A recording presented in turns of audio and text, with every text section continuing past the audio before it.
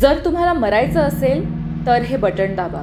हेच बटन दाबून स्वित्झर्लंडच्या एका जंगलामध्ये एका अमेरिकन बाईने सप्टेंबर 2024 मध्ये आपल्या मृत्यूला कवटाळलं। या कॅप्सूल सारख्या दिसणाऱ्या मशीनमध्ये इथल्या द लास्ट रिसॉर्ट या कंपनीने सार्कोपॉड नावाची ही मशीन डेव्हलप केली आहे। ती अमेरिकन बाई ही मशीन वापरणारी सर्वात पहिली व्यक्ती ठरली आहे। ते बटन दाबल्यावर या पॉडमध्ये नायट्रोजन सोडलं जातं आणि हळूहळू गुदमरून माणसाचा शेवट होतो। पण असं का केलं त्या बाईने?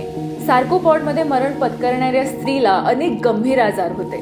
इच्छा मरण म्हणजेच युथेनेशिया हा एक कॉन्ट्रोवर्शियल विषय आहे। काही देशांमध्ये ऍक्टिव्ह युथेनेशिया घेऊ शकतो, पण भारतामध्ये हा ऍक्टिव्ह युथेनेशिया लीगल नाहीये। फक्त मोजक्या केसेसमध्ये पेशंटचा लाईफ सपोर्ट काढून घ्यायला इकडे परवानगी आहे।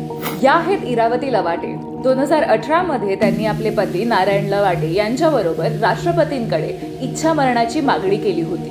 वय झाल्यामुळे गंभीर आजार होण्यापूर्वी डिग्निटीने मरता यावं अशी त्यांची इच्छा होती।